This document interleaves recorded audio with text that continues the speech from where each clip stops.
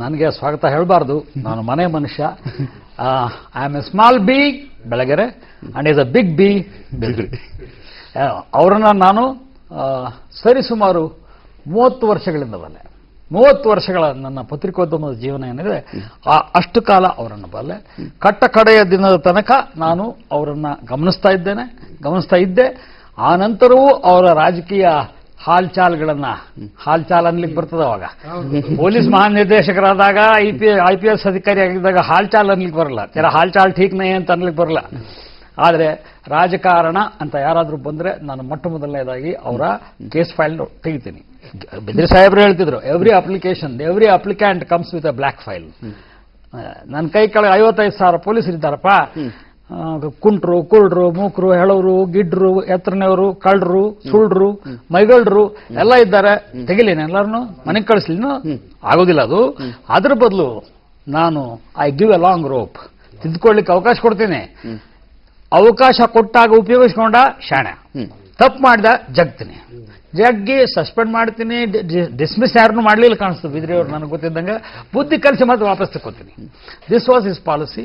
ನನಗೆ ಬಿದ್ರಿ ಅವರ ಮಾನವೀಯತೆಯ ಪ್ರತಿ ಮುಖ ನೆನಪಿದೆ.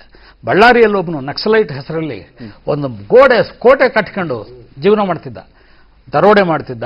He had rifles. ಅವನು ತನ್ನದೇ ಆದಂಥ ಸಾಮ್ರಾಜ್ಯ ಮೆರೀತಿದ್ದ.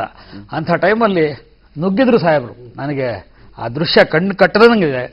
ಇವ್ರು ಮುಂದಿದ್ದವನು ಪಾಪ ಬಾಗಿಲು ತಳಕ್ಕೆ ಅಂತ ಹೆಡ್ ಕಾನ್ಸ್ಟೇಬಲ್ ಅಲ್ಲ, ಹನುಮಂತಪ್ಪ. ನನ್ನ ನೆನಪಿನ ಶಕ್ತಿ ನೀವು ಪ್ರಶ್ನೆ ಮಾಡಲೇಬೇಡಿ.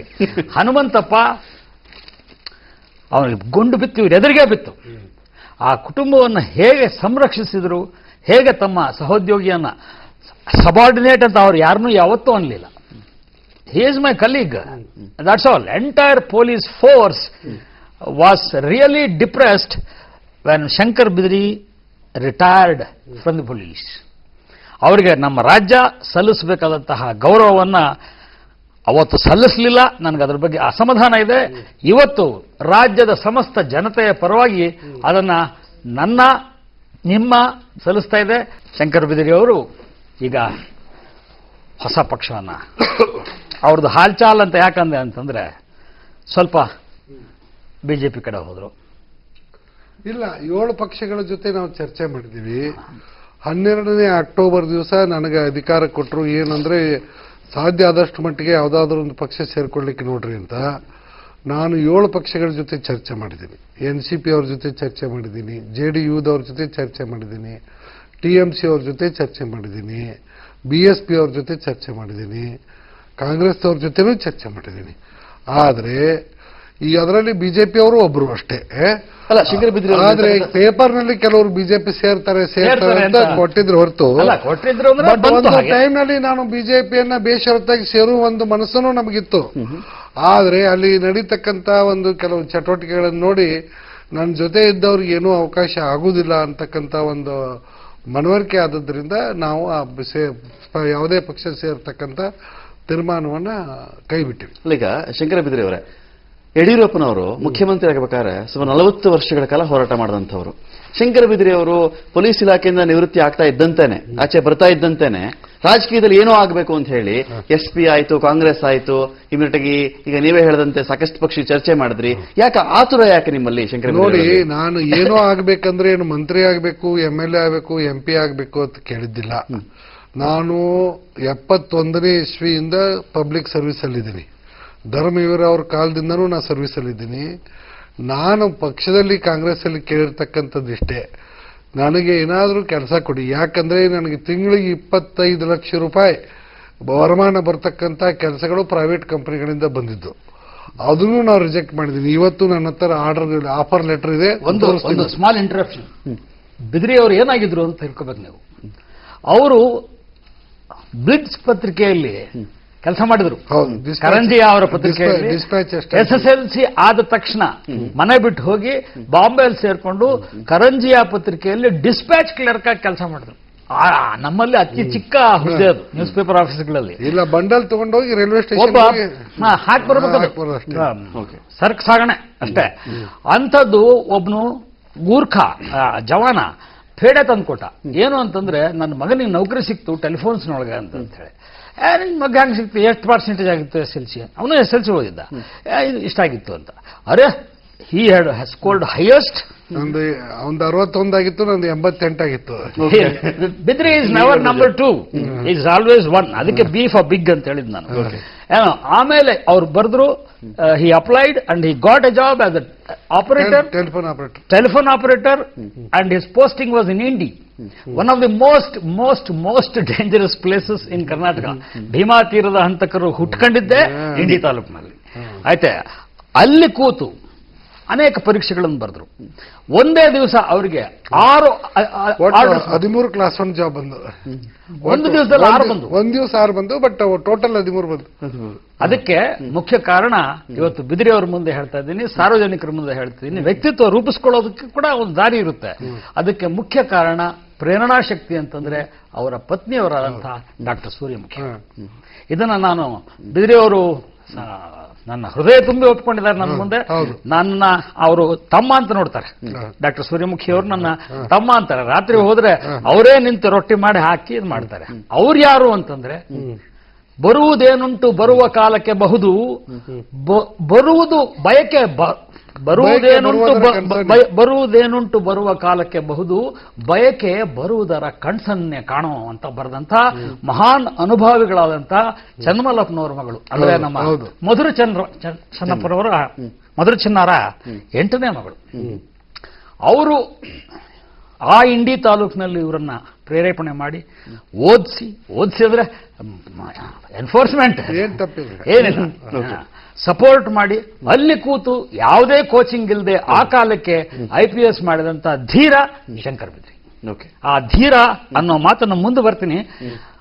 ಆ ಬಳ್ಳಾರಿ ಎನ್ಕೌಂಟರ್ ಆಯ್ತು, ಅಥವಾ ತುಂಬಾ ನೆನಪಿದೆ. 180ಕ್ಕಿಂತ ಜಾಸ್ತಿ ಇದ್ದಂತಹ ವೀರಪ್ಪನ್ ಗುಂಪನ್ನ ಕೇವಲ 5ಕ್ಕೆ ಇಳಿಸಿದಂತಹ ಮಹಾನ್ ಕೀರ್ತಿ ಬಿದಿರಿ ಅವರಿಗೆ ಸಲ್ಲಬೇಕು. ಇನ್ನೊಂದು ವರ್ಷ ಇದ್ದಿದ್ರೆ ಬಹುಶಃ ನಮಗೆ ಅಂತ ಹಾವತ್ತ ಇತ್ತು ಅಂದ್ರೆ, ಎಲ್ಲಿ ಬೇರೆ ಅಧಿಕಾರಿಗಳಾದ ಹರಿಕೃಷ್ಣ ಅವ್ರಿಗೆಲ್ಲ ಆಯ್ತಲ್ಲ, ಹಾಗೆ ಬಿದಿರಿ ಅವ್ರಿಗೇನಾದ್ರು ಅನಾಹುತ ಆದ್ರ ಗತಿ ಏನು ಅನ್ನುವಂತಹ ಒಂದು ಭಯ ನಮ್ಮನ್ನ ಕಾಡ್ತಾ ಇತ್ತು. ಆದ್ರೆ ಪುಣ್ಯ ನಾಮ ನಿಶೇಷವಾಗಿ ಹೋಯ್ತು. ನಿನ್ನೆ ಬಂದಂತ ತೀರ್ಪಿನ ಬಗ್ಗೆ ಚರ್ಚೆ ಮಾಡಿದ್ವಿ. I am personally very unhappy and disappointed by the whole thing. ಅದಾದಾಗ ಬಿದಿರಿಯವರಿಗೆ ಬಂದ ಹಣ ನನಗೆ ಲೆಕ್ಕ ಇದ್ದ ಹಾಗೆ ಸುಮಾರು 1,60,00,000 ರೂಪಾಯಿ. ಅದರಲ್ಲಿ ಏನೇನು ಮಾಡಿದ್ರು ಅನ್ನೋದನ್ನ ಬಿದಿರಿಯವರು ಹೇಳ್ತಾರೆ. ಏನ್ ಮಾಡಿದ್ರಿ? ಅದರಲ್ಲಿ ನನಗೆ ಕಾರ್ಯಾಚರಣೆ ಪಡೆಯಲಿದ್ದಾಗ ಬಹಳ ಪ್ರೋತ್ಸಾಹ ನೀಡಿದಂತ NA ಮುತ್ತಣ್ಣ ಅಂತೇಳಿ ನಮ್ಮ ಪ್ರಧಾನ ಕಾರ್ಯದರ್ಶಿಗಳಾಗಿದ್ದರು ಗೃಹ ಇಲಾಖೆಗೆ, ಕೊಡಗಿನವರವರು. ಅವರ ಹೆಸರಿನಲ್ಲಿ 50 ಲಕ್ಷ ರೂಪಾಯಿಗಳನ್ನ ಧಾರವಾಡದಲ್ಲಿದ್ದಂಥ ಕರ್ನಾಟಕ ರಾಜ್ಯ ಪೊಲೀಸ್ ಮಕ್ಕಳ ವಸತಿ ಶಾಲೆಗೆ ನೀಡಿ ಸರ್ಕಾರಕ್ಕೆ ನಾನೇನು ಮನವಿ ಮಾಡಿಕೊಂಡೆ, ಅದಕ್ಕೆ NA ಮುತ್ತಣ್ಣವ್ರ ಹೆಸರಿಡಬೇಕು ಅಂತ ಕೇಳ್ಕೊಂಡೆ. ಸರ್ಕಾರದವರು ಅದಕ್ಕೆ ಒಪ್ಪಿಕೊಂಡು ಸರ್ಕಾರಿ ಆದೇಶ ಹೊರಡಿಸಿದ್ರು. ಅದು ಈಗ Shri NA Muthanna memorial police children's residential school ಆಗಿದೆ. ಅದಕ್ಕೆ 50 ಲಕ್ಷ ರೂಪಾಯಿ ಕೊಟ್ಟೆ. ಮತ್ತು ಅವಾಗ ಮೆಡಿಕಲ್ ರಿಇಂಬರ್ಸ್ಮೆಂಟ್ ರೂಲ್ಸ್ಗಳು ಅಷ್ಟು ಲಿಬರಲ್ ಇದ್ದಿದ್ದಿಲ್ಲ. ಪ್ರೈವೇಟ್ ಹಾಸ್ಪಿಟಲ್ ಅಲ್ಲಿ ಟ್ರೀಟ್ಮೆಂಟ್ ಕೊಡಕ್ಕೆ ಸಾಧ್ಯ ಇರಲಿಲ್ಲ. ಅದಕ್ಕೆ ಅಲ್ಲಿ ಬಸಪ್ಪ ಮೆಮೋರಿಯಲ್ ಹಾಸ್ಪಿಟಲ್ದವರು ನಮ್ಮವರಿಗೆ ಗುಂಡು ಬಿದ್ದಾಗ, ಹೆಬ್ಬಾವುಗಳು ಕಚ್ಚಿದಾಗ, ಕಾಡು ಕೋಣಗಳಿಂದ ದಾಳಿಗೊಳಗಾದಾಗ, ಆನೆ ತುಳಿತಕ್ಕೆ ಅಥವಾ ಆನೆಗಳು ಅಟ್ಟಿಸ್ಕೊಂಡು ಬಂದಾಗ ಬಿದ್ದು ಗಾಯ ಆದಾಗ ಅವರು ಯಾವುದೇ ಒಂದು ಪ್ರತಿಫಲ ಅಪೇಕ್ಷೆ ಇಲ್ಲದೆ ನಮಗೆ ಖಾಸಗಿ ಆಸ್ಪತ್ರೆಯಲ್ಲಿ ಚಿಕಿತ್ಸೆ ನೀಡಿದ್ರು. ಅವ್ರಿಗೆ ಋಣ ತೀರಿಸಬೇಕು ಅಂತ ತಿಳ್ಕೊಂಡು ಟೋಕನ್ ಋಣ, ಪೂರಾ ಋಣ ನಾವು ಎಂದೆಂದಿಗೂ ತೀರ್ಸಕ್ಕಾಗಲ್ಲ, ಸಾಂಕೇತಿಕವಾಗಿ ಅವ್ರ ಋಣ ತೀರಿಸಬೇಕು ಅಂತ ಅವ್ರಿಗೆ 10 ಲಕ್ಷ ರೂಪಾಯಿ ಕೊಟ್ಟೆ. ಮುಂದೆ ಇಲ್ಲಿ ನಮ್ಮ SNS ಮೂರ್ತಿ ಅವರು ಇಂದಿರಾನಗರದಲ್ಲಿ ಪುರಂದರ ಭವನ ಅಂತ ಕಟ್ಟಿ ಒಂದು ಸಂಗೀತ ಸಾಹಿತ್ಯದ ಬಗ್ಗೆ ಸೇವೆ ಮಾಡತಕ್ಕಂತ ಉದ್ದೇಶ ಹೊಂದಿದ್ರು.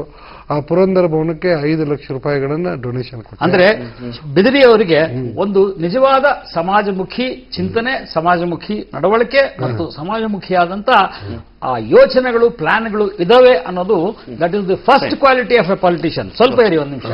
ಹಾಗೇನೆ ಅವರಿಗೆ ಅಪಾರವಾದ ದೈವಭಕ್ತಿ ಇದೆ.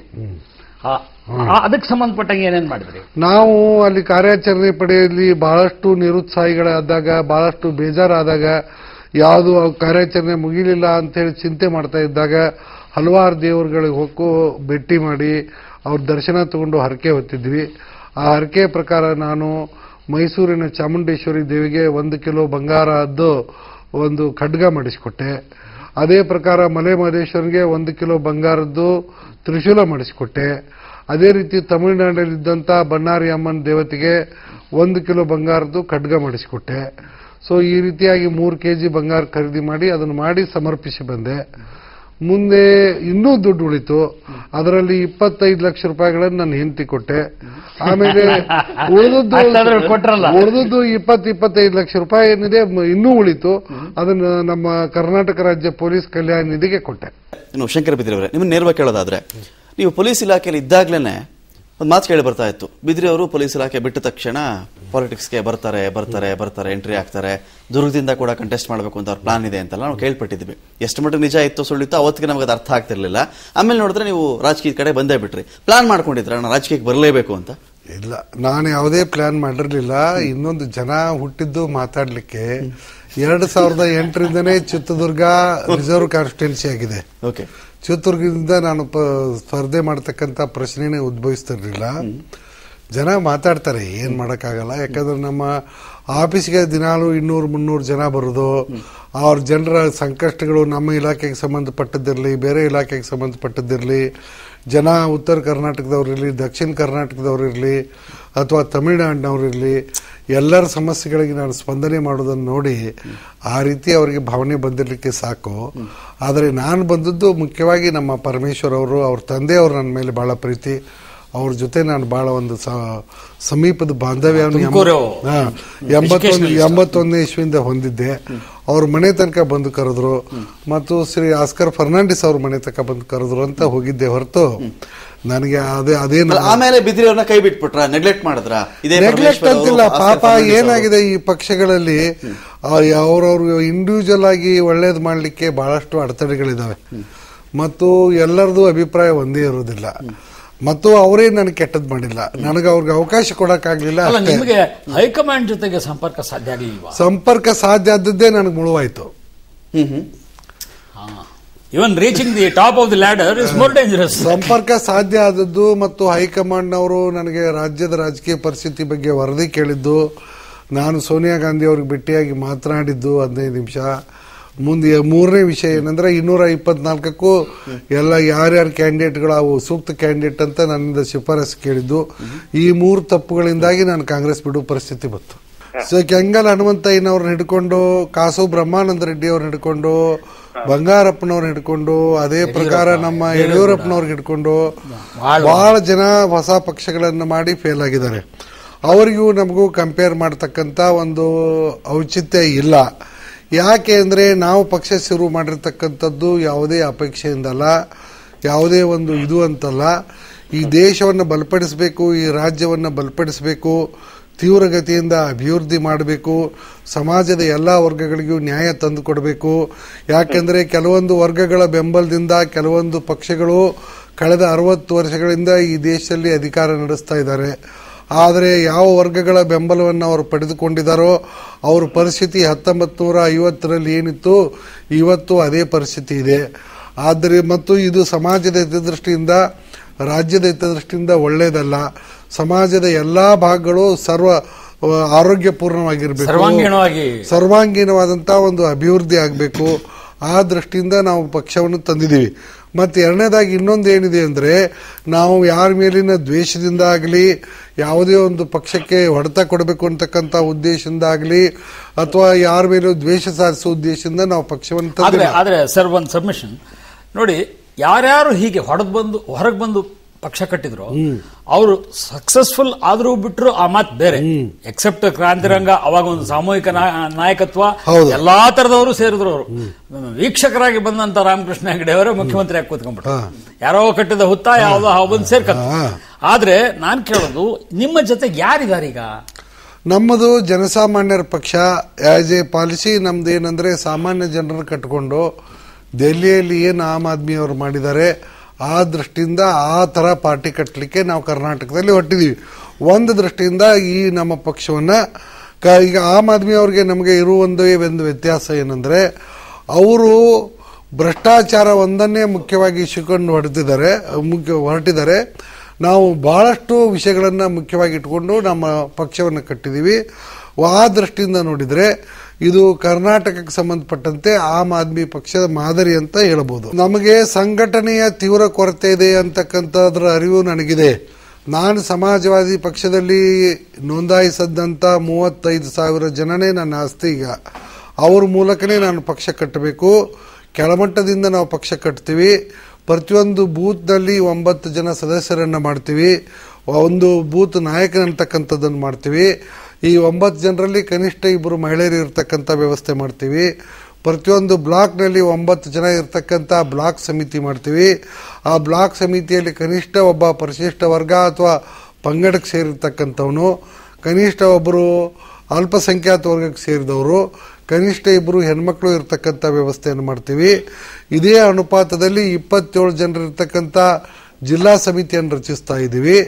ಮತ್ತು ಅದೇ ಪ್ರಕಾರ ನಾವು 108 ಜನರಿರ್ತಕ್ಕಂಥ ರಾಜ್ಯ ಕಾರ್ಯಕಾರಿ ಸಮಿತಿಯನ್ನು ನಾವು ಸಂಘಟಿಸ್ತಾ ಇದ್ದೀವಿ. ಬಟ್ ಇದರಲ್ಲಿ ಏನೊಂದು ಪ್ರಶ್ನೆ ಇದೆ ಅಂದರೆ, ನಾವು ಲೋಕಸಭಾ ಚುನಾವಣೆಯನ್ನು ಗುರಿಯಾಗಿ ಇಟ್ಕೊಂಡು ನಾವು ಪಕ್ಷ ಕಟ್ಟಿಲ್ಲ.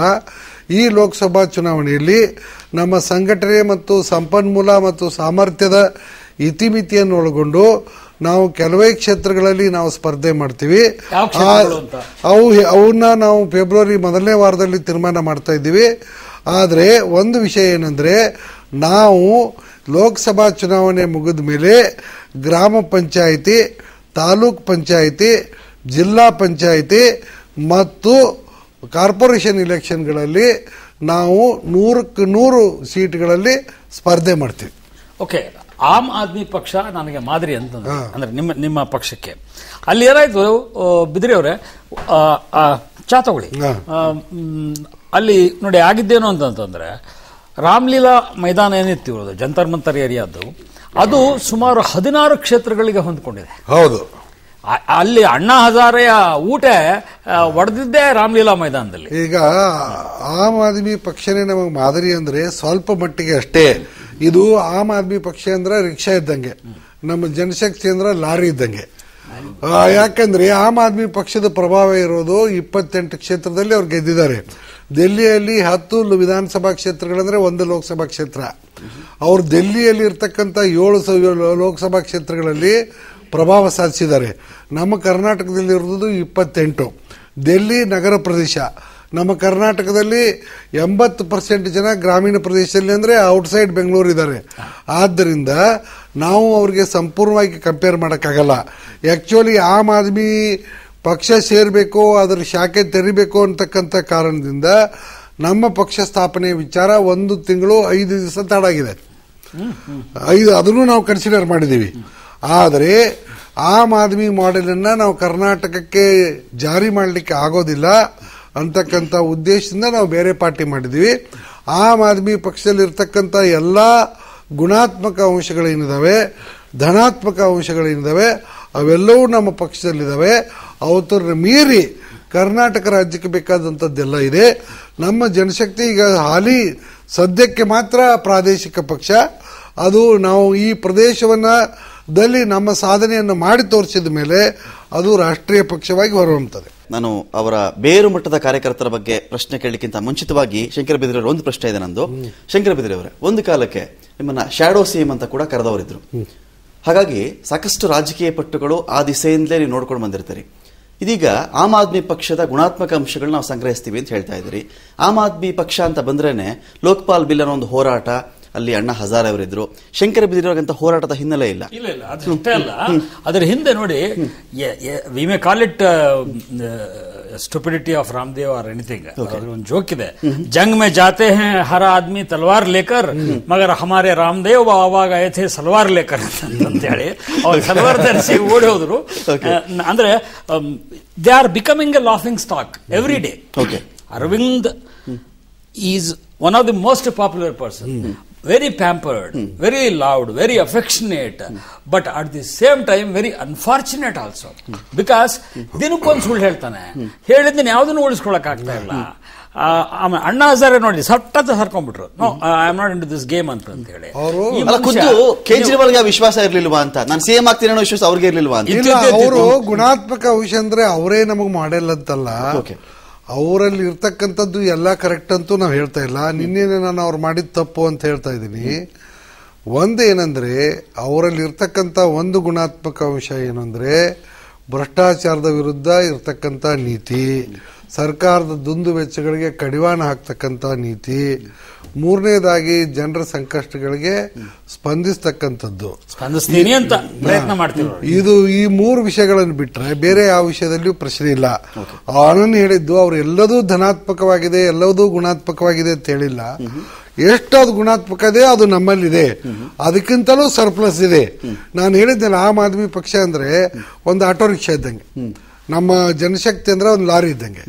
ಯಾಕಂದ್ರೆ ನಮ್ದು ದೊಡ್ಡ ಪ್ರದೇಶ, ಅವರು ಸಿಟಿ ಬೇಸ್ಡ್ ಪಾರ್ಟಿ. ನಮ್ದು ಕರ್ನಾಟಕದಲ್ಲಿ ಅರ್ಬನ್ ಅಂಡ್ ರೂರಲ್ ಇದೆ, ಮತ್ತು ನಮ್ಮಲ್ಲಿ 75% ಜನ ರೂರಲ್ ಏರಿಯಾದಲ್ಲಿದ್ದಾರೆ. ಆದ್ದರಿಂದ ಸಂಪೂರ್ಣವಾಗಿ ಅದನ್ನ ನಾವು ಇಲ್ಲಿ ರಿಪ್ಲಿಕೇಟ್ ಮಾಡಕ್ಕಾಗಲ್ಲ. ಆದ್ದರಿಂದ ನಾವು ಅವರಲ್ಲಿ ಇರ್ತಕ್ಕಂಥ ಪ್ಲಸ್ ಪಾಯಿಂಟ್ ಏನಿದಾವ ಅದನ್ನ ತಗೊಂಡಿದೀವಿ.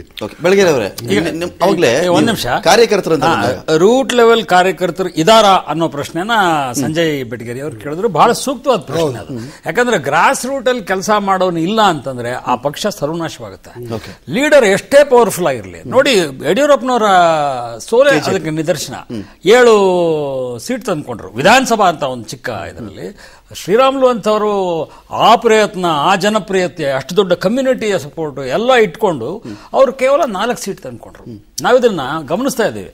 ಬಂಗಾರಪ್ಪ ಅಂತಂದ್ರೆ ನೆವರ್ ಎ ಡಿಫೀಟ್ ಅಂತ ಹೇಳಿ ಇತ್ತು, ಅವರೇ ಸ್ವಂತ ಸೋತರು, ಅವ್ರ ಮಗ ಸೋಲಿಸ್ತಾ ಇದೆಲ್ಲ ಆಯ್ತು. ಓಕೆ, ಬಿದ್ರಿ ಅವ್ರ ವಿಶೇಷ ಅಂದ್ರೆ ವೈಶಿಷ್ಟ್ಯ ಅಂತಂದ್ರೆ ಅವರ ಮಗಳ ಮದುವೆ ಇನ್ವಿಟೇಷನ್ ಕೊಡಕ್ಕೆ ಅವ್ರು ತಗೊಂಡಂತ ಅವಧಿ ಇತ್ತಲ್ಲ, ಅಷ್ಟು ದೊಡ್ಡ ಅವಧಿಯನ್ನ ಯಾವ ತಂದೆಯೂ ತಮ್ಮ ಲೈಫಲ್ಲಿ, ನಾವೆಲ್ಲ ಒಂದು 15 ದಿವಸದಲ್ಲಿ ಮುಗಿಸ್ತೀವಿ. ಕರ್ನಾಟಕದಲ್ಲಿ ನೀವು ಹುಕ್ಕೇರಿಯನ್ನು ಕೌಂಟ್ ಮಾಡ್ಕೊಂಡ್ರೆ 177 taluk. He went personally to all 177 talukas and invited his friends.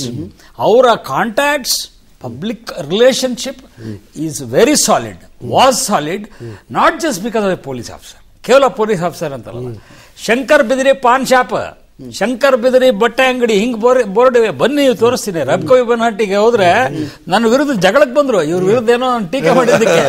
ನಮ್ ಶಂಕರಣ್ಣ ವಿರುದ್ಧ ಹೆಂಗ್ ಬರ್ದಿದೆ ಅಂತ. ರವೀಣ ಶಂಕರಣ್ಣ ವಿರುದ್ಧ ಹೆಂಗ್ ನಾನು ರವೀಣ ಅಂತೀರಿ, ಶಂಕರಣ್ಣ ಅಂತೀರಿ, ನಿಮ್ದೇನ್ ತಕರಾರು ಅಂತ.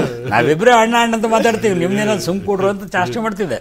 C his popularity is that and his contacts are very solid. But as rightly said by Sanjay Betageri, ಆ ಸಂಪರ್ಕಗಳನ್ನ, ಇದನ್ನ ರ್ಯಾಪರ್ನ ಮತಗಳನ್ನಾಗಿ ಪರಿವರ್ತಿಸೋದು it's a big game. It's a very big game. ನೀವು ಒಬ್ಬ ಪಾಲಿಟಿಷಿಯನ್ ಬಗ್ಗೆ ಇವನ್ ದಡ್ಡ, ಮೂರ್ಖ ಅಂತ, ಅವ್ರು ಮೂರ್ಖರು ಹೌದು, ದಡ್ಡರು ಹೌದು ಅಂತವ್ರು ಇದಾರೆ, ನಾವು ನೋಡಿದೀವಿ. ಆದ್ರೆ ಅವ್ರ ಹತ್ರ ಮಾತಾಡಿ ಗೊತ್ತಾಗುತ್ತೆ, they are street smart, they are wonderfully street smart. Bidiri ಅವರು ಶಂಕರ್ ಬಿದ್ರಿ ಅವ್ರನ್ನ ಶಾಡೋ ಆಫ್ ದಿ ಸಿಎಂ ಅಂತ ಅಂದ್ರೆ ನೀವು, he was more or less a de facto CM many times, and in taking decisions for the people, for the sake of the people, for the right thing. ನನಗೆ ಇದು ಆಗ್ಬೇಕು ಅಂತ ಆಗ್ಲಿಲ್ಲ ಅಂತಂದ್ರೆ ಮುನ್ಸ್ಕೊಂಡ್ಬಿಡೋರು, ಅವರು ಸೆಟ್ಕೊಂಡ್ಬಿಡ್ತಿದ್ರು. ಅವರ ಸ್ವಭಾವದಲ್ಲಿ ಆ ನೇರವಂತಿಕೆ ಇರೋದನ್ನ ನಾನು ಸದಾ ಗಮನಿಸಿದ್ದೀನಿ, ಅಪ್ರಿಶಿಯೇಟ್ ಮಾಡಿದ್ದೀನಿ. ಈ ಶಂಕರನಾಯಕ್ ಕೆಲಸ ಆಗ್ಬೇಕು ಅಂತಂದ್ರೆ, ನೋಡ್ರಿ ರವಿ, ಇದನ್ನ ಕಾನೂನಿನ ಪರ್ವಿ ಒಳಗೆ ಬರುದಿಲ್ಲ, ನಾವು ಮಾಡೋದಿಲ್ಲ. ಒಬ್ಬ ಪತ್ರಕರ್ತರು ಇವ್ರಿಗೆ ನನಗೆ ಗನ್ಮನ್ ಕೊಡಿ ಅಂತ ಕೇಳಿದ್ರು. ಇವರು ಒಂದು ಪತ್ರ ಬರೆದ್ರು, ತಮ್ಮ ಅರ್ಜಿ ತಲುಪಿದೆ, ಆದರೆ ಈ ಕಾನೂನಿನ ಯಾವ ಚೌಕಟ್ಟಿನಲ್ಲೂ ಕೂಡ ಒಬ್ಬ ಇಂಡಿವಿಜುವಲ್ ಪತ್ರಕರ್ತರಾದಂಥ ನಿಮಗೆ ಯಾವುದೇ ರೀತಿಯ ಜೀವ ಭಯ ಇಲ್ಲವಾದ್ರಿಂದ ನಾನು ಕೊಡಕ್ಕಾಗಲ್ಲ ಅಂತ ಹೇಳಿ, ಬೇಕಾದ್ರೆ ನೀವು ಲೈಸೆನ್ಸ್ಗೆ ಅಪ್ಲೈ ಮಾಡ್ಕೊಳ್ಳಿ, ಬಂದೂಕ್ ಕೊಡ್ತೀನಿ ಅಂತ ಹೇಳಿ. ನಾವೆಲ್ಲ ಬಂದೂಕ್ ಇಟ್ಕೊಂಡು ಓಡಾಡೋ ಪತ್ರಕರ್ತ ಕಾಲನೂ ಇತ್ತು, ನಮಗೆ ಕೊಟ್ಟರು. ಅವರು ಅವತ್ತು ಇವರಿಗೆ ಉತ್ತರ ಹೋದ ಮರುದಿವಸದಿಂದ ಬಿದಿರಿ ಅವರ ವಿರುದ್ಧ ಒಂದು ದೈನಿಕ ಧಾರಾವಾಹಿ ಶುರು ಮಾಡಿಬಿಟ್ರು. ಎವ್ರಿ ಡೇ ಒಂದು ರಿಪೋರ್ಟ್, ಎವ್ರಿ ಡೇ ಒಂದು ರಿಪೋರ್ಟ್ ಕೊಡ್ಲಿಲ್ಲ ಅನ್ನೋ ಕಾರಣ ಅದಕ್ಕೆ ಉತ್ತರ ಬಹಳ ಬ್ಯೂಟಿಫುಲ್ ಆಗಿ ಕೊಟ್ರು, ಬಹಳ ಬ್ಯೂಟಿಫುಲ್ ಆಗಿ ಕೊಟ್ರು. ಅದಕ್ಕೊಂದು ರಿಟರ್ನ್ ರಿಪ್ಲೈ ಕೊಟ್ರು, ನಿಮ್ಮ ಒಂದೊಂದು ಆಪತ್ನಿಗೂ ಉತ್ತರ ಕೊಡ್ತೀನಿ ನಾನು, ಆದ್ರೆ ನಾನು ಕೇಳೋ ಪ್ರಶ್ನೆಗೆ ನೀವು ಉತ್ತರ ಕೊಡ್ತೀರಾ ಅಂತ ಹೇಳಿ. ಆ ನೇರವಂತಿಕೆ ಬಿದ್ದಿಯವ್ರಿಗಿದೆ. ಆ ಕಾಂಟ್ಯಾಕ್ಟ್ಸ್ನ ಮತಗಳನ್ನಾಗಿ ಹೇಗೆ ಪರಿವರ್ತಿಸ್ತಾರೆ ಅನ್ನೋದು ನಂದು ಒಂದು ಸಮಸ್ಯೆ. ಆಮ್ ಆದ್ಮಿ, ಲೋಕ್ಸತ್ತಾ, ನಮ್ಮ ಲಾಲು ಪ್ರಸಾದ್, ಎಲ್ಲವೂ ಇದಾವಲ್ಲ except Aam Aadmi. As rightly said, it's an urban party. SMS, क्या मैं टॉयलेट जाऊं? मेल करो, SMS करो, टॉयलेट जाओ. 80 लोग बोले हैं टॉयलेट जाओ और 20 लोग बोले हैं मत जाओ. ಹಿಡಿತಲ್ಲ ಬೇದಿ 3 ದಿವಸಕ್ಕೆ ಟಾಯ್ಲೆಟ್ ಎಲ್ಲ ಕೂತು SMS ಮಾಡ್ಬೇಕಾಯ್ತು. ಹಾಗಲ್ಲ ನಾನು ಹೇಳೋದು ಅಂತಂದ್ರೆ ಆ ವೈಯಕ್ತಿಕವಾದಂತಹ ರ್ಯಾಪು ಬಹಳ ಕೆಲಸ ಮಾಡುತ್ತೆ. ಆ ಶಕ್ತಿಯ ಜೊತೆಗೆ ಬೇರೆಯವರು ಕೂಡ ತುಂಬಾ ಚೆನ್ನಾಗಿ ಗೊತ್ತಿದೆ, ನಿಮಗೂ ಗೊತ್ತಿದೆ, ಪತ್ರಕರ್ತರಂತ ನಮಗೂ ಗೊತ್ತಿದೆ.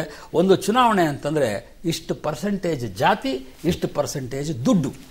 80% ಕಾಸ್ಟ್, 20% ಕ್ಯಾಶ್. ಕ್ಲಿಯರ್ ಈಗಿರೋ ಪರಿಸ್ಥಿತಿ ಅದನ್ನು ಬದಲಾವಣೆ ಮಾಡ್ತೀರಾ? ಅಟ್ಲೀಸ್ಟ್ ಕ್ಯಾಸ್ಟ್ ಫ್ಯಾಕ್ಟರ್ನ ನೀವು ಬ್ಯಾಲೆನ್ಸ್ ಮಾಡ್ಕೊಂಡು ಹೋಗ್ತೀರಿ, ನನಗೆ ಗೊತ್ತಿದೆ. ಯಾಕಂದ್ರೆ ನೀವು ಯಾವತ್ತೂ ನನಗೆ ನಿಮ್ ಜಾತಿ ಯಾವುದು ಅಂತ ನನಗೆ ಆ ಪ್ರಶ್ನೆನೇ ಉದ್ಭವ ಆಗಲಿಲ್ಲ. ಅದ್ರ ಬಗ್ಗೆ ನಾನು ಯೋಚನೆನೂ ಮಾಡಲಿಲ್ಲ. ನಾವಿಬ್ರು ಜಾತಿಗಳನ್ನ ಮೀರಿದವರೇ ಇದ್ದೇವೆ, ಪುಣ್ಯಕ್ಕೆ ಅಂತೀವಿ ನಾವು. ಎರಡನೇದಾಗಿ ಕ್ಯಾಶ್ ಎಲ್ಲಿ ತರ್ತೀರಿ? ಕ್ಯಾಶ್ ನಮ್ಮ ಜನ ಇದ್ದಾರೆ, ಜನಸಾಮಾನ್ಯರಿಂದನೇ ಕಲೆಕ್ಷನ್ ಮಾಡ್ತೀವಿ. ನಾವೇನು ಎಲ್ಲಿಯೂ ಯಾರು ದೊಡ್ಡವ್ರ ಹತ್ರ ಕಲೆಕ್ಷನ್ ಮಾಡಲ್ಲ, ಜನಸಾಮಾನ್ಯರಿಂದನೇ ಕಲೆಕ್ಷನ್ ನೋಡಿ. ತುಂಬಾ ಹಣ ಇದ್ದಂತ ವಿಜಯ್ ಮಲ್ಯ ಫೇಲ್ ಆದ್ರು. ಹೌದು, ಅವ್ರು ಪಾಪ ಕರ್ಣನೇ ಬರಲ್ಲ ಅವ್ರಿಗೆ. ಏಲಿರಿ ಎದ್ದೇಳಿರಿ ಅಂತ ಅಡ್ವರ್ಟೈಸ್ಮೆಂಟ್ ಕೊಟ್ಟು ಏನ್ ಮಾಡಿದ್ರು? ಯಾರು ಎದ್ದೇಳಲಿಲ್ಲ.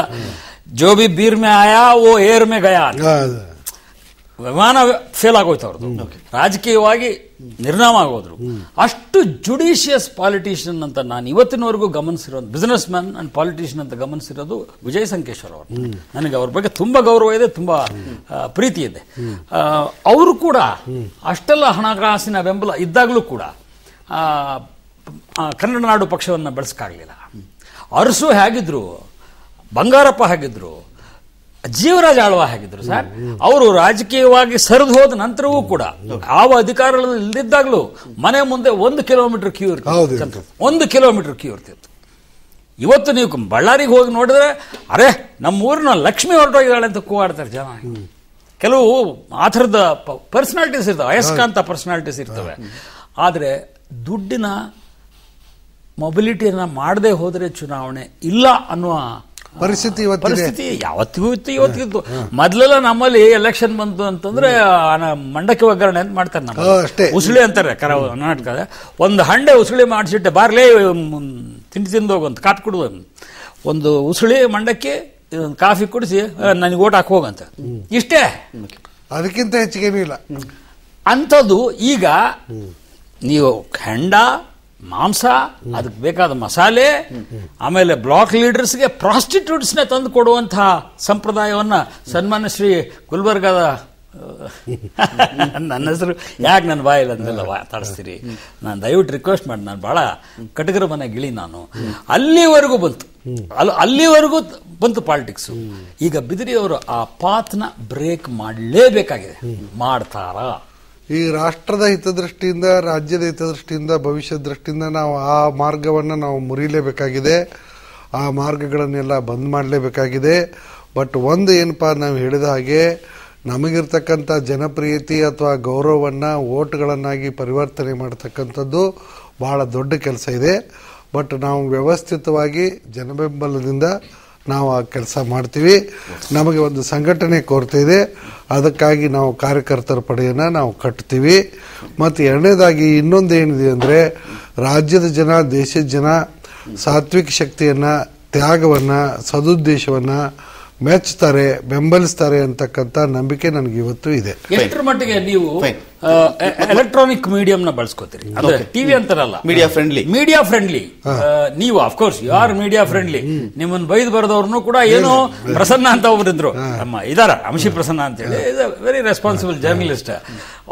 ಇವ್ರ ವಿರುದ್ಧ ಬರೆಯೋರು ಅವಾಗ ವೀರಪ್ಪನ ಆಪರೇಷನ್ ಇದ್ದಾಗ ಇವ್ರನ್ನ ಖಂಡಿಸಿ, ಇಲ್ಲ ಇದು ಪೊಲೀಸರು ಅನ್ಯಾಯ ಮಾಡಿದ್ದಾರೆ, ಹಂಗ್ ಮಾಡಿದ್ದಾರೆ, ಹಿಂಗ್ ಮಾಡಿದ್ದಾರೆ ಅಂತ.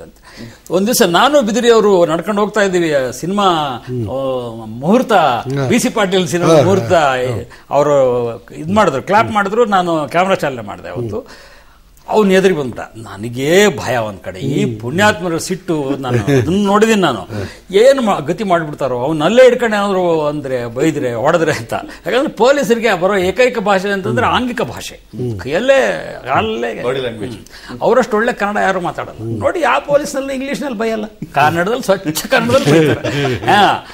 ಏನ್ ಮಾಡ್ತಾರೋ ಅಂತ ನಾನು ಆಶ್ಚರ್ಯ ಪಡ್ತಾ ಇದ್ದಾಗ, ಆತಂಕ ಪಡ್ತಾ ಇದ್ದಾಗ, ಏನು ಪ್ರಸನ್ನವದನರಾಗಿದ್ದೀರಾ, ಅದರಲ್ಲಿ he communicated everything, the appreciation, he is discarding the ideology ಅಷ್ಟೇ. he is media friendly. But ಈಗ ಕಾಲ ಬಂದಿರೋದು ಬಿದ್ರಿ ಅವರೇ, ಇಂಟರ್ನೆಟ್, SMS ಅದನ್ನು ಯೂಸ್ ಮಾಡ್ತೀವಿ. ಅದನ್ನೂ ಅಲ್ಲ, ಅದನ್ನ ಮಾಡದೇ ಇದ್ರೆ ಮಾಡ್ತೀವಿ, ನಗರದಲ್ಲಿ ನಿಮ್ಮ ಪಕ್ಷಗಳು ಬೆಳೆಯ ಸಂತೋಷದಿಂದ ಮಾಡ್ತೀವಿ. ಸಹಜವಾಗಿ ರಾಜಕಾರಣಿಗಳು ಇದೇ ವೇದಿಕೆಯಲ್ಲಿ ಮಾತನಾಡಬೇಕಾದ್ರೆ ಮಾತನಾಡ್ತಾ ಇದ್ರು MLA ಸೀಟ್ ಸಂಬಂಧಪಟ್ಟಂತೆ. ಒಂದು MLA ಎಲೆಕ್ಷನ್ ಗೆಲ್ಲಬೇಕಾದ್ರೆ ಗೆಲ್ಲಕ್ಕೆ 15 ಕೋಟಿ ಬೇಕು, ಸೋಲಿಕ್ಕೆ 10 ಕೋಟಿ ಬೇಕು ಅಂತ ಮಾತನಾಡ್ತಾ ಇದ್ರು. ಇದು MLA ಸೀಟ್ ವಿಚಾರ ಸಂಬಂಧಪಟ್ಟಂತೆ. ಅಂಥದ್ರಲ್ಲಿ ಇಂಥ 8 MLA ಸೀಟ್ ಹಾಕಿದ್ರೆ ಒಂದು MP ಸೀಟ್ ಆಗ್ತಕ್ಕಂಥದ್ದು. ಆ ಎಲೆಕ್ಷನ್ ಬಹುಶಃ ಇನ್ನು ಮುಂದೆ ಇನ್ನೊಂದು ಕೆಲವೇ 4 ತಿಂಗಳಲ್ಲಿ ಬರ್ತಾ ಇರ್ತಕ್ಕಂಥದ್ದು. ಮತ್ತು ಈ ಜನಗಳಿಂದಾನೇ ದುಡ್ಡು ತೆಗೆದುಕೊಂಡು ನಾನು ಓಟ್ ಕೇಳ್ತೀನಿ ಅನ್ನೋ ಪ್ರಿನ್ಸಿಪಲ್ ಅಥವಾ ನೀವೇನೊಂದು ಐಡಿಯಾ ಅಂತ ಮಾಡ್ಕೊಂಡಿದ್ದೀರಿ, ಇದು ಬಹಳ ಹಳೇದಾಯಿತು. ಬಹಳ ಜನ ಈ ಐಡಿಯಾ ಪ್ರಯೋಗಿಸಿ ಕೈ ಸುಟ್ಕೊಂಡವರು ಇದ್ದಾರೆ. ಶಂಕರ ಬಿದ್ರವ್ರು ಏನ್ ಮಾಡ್ತಾರೆ ಅಂತ ನೋಡಿ. ಎಲ್ಲರೂ ಕೊಡಬೇಕಾದಂತ ಅವಶ್ಯಕತೆ ಇಲ್ಲ. ಜನ ಅವರೇ ಪಟ್ಟಿ ಹಾಕೊಂಡು ಅವರೇ ಖರ್ಚು ಮಾಡ್ತಕ್ಕಂಥ ಜನ ಇದ್ದಾರೆ. ಆದ್ರೆ ನೀವು ಹೇಳಿದಂಗೆ ಒಪ್ಕೊಂಡೆ. ಏನಂದ್ರೆ ಈಗ ಹಲವಾರು ಕ್ಯಾಂಡಿಡೇಟ್ಗಳು ಕೆಲವರು 50-60 ಕೋಟಿ ರೂಪಾಯಿ ಬಜೆಟ್ ಮಾಡ್ಕೊಂಡು ರೆಡಿ ಆಗಿರೋ ವಿಷಯನೂ ನನಗೆ ಗೊತ್ತಿದೆ.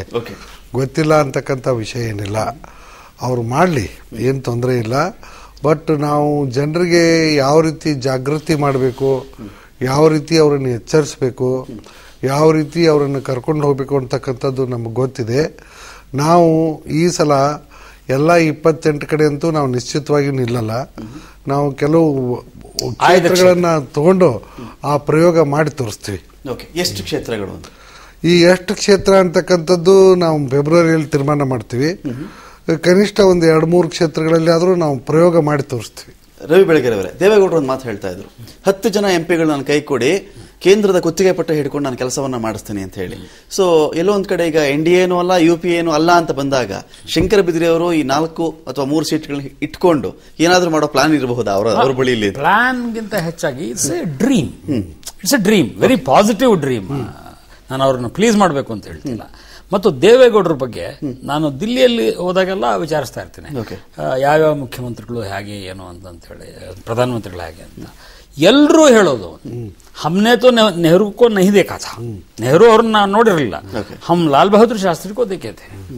उसके बाद जो भी प्राइम मिनिस्टर आया सबसे बड़ा काम किया आपका देवेगौड़ा.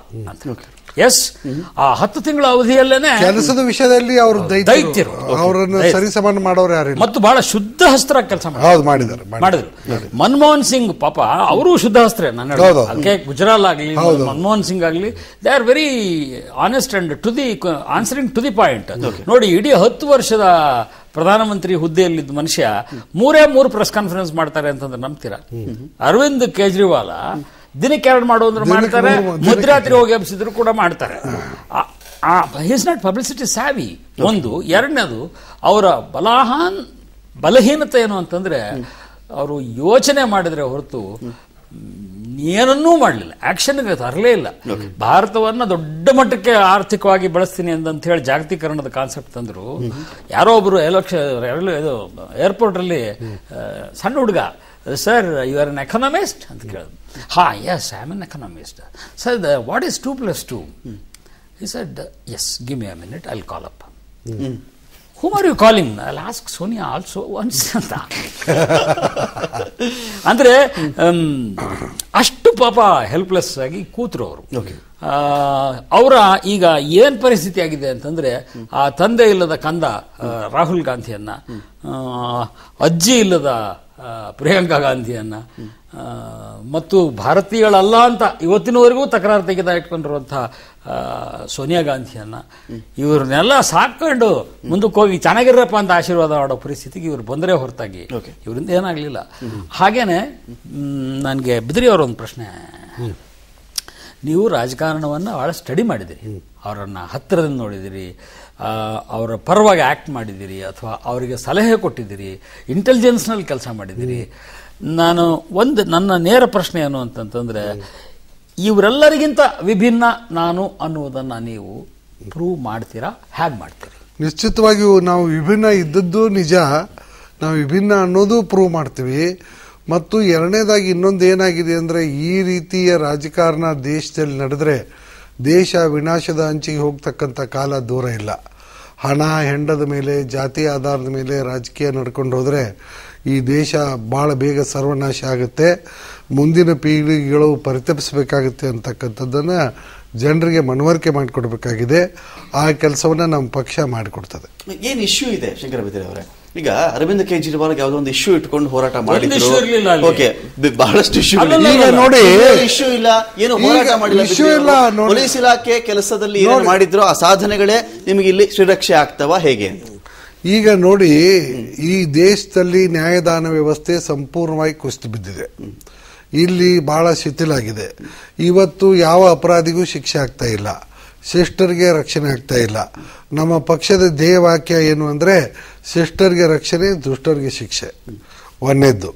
ಎರಡನೇದಾಗಿ ಅಭಿವೃದ್ಧಿ ಆಗಿದೆ ಅಂತ ಹೇಳ್ತಾರೆ 60 ವರ್ಷದಲ್ಲಿ.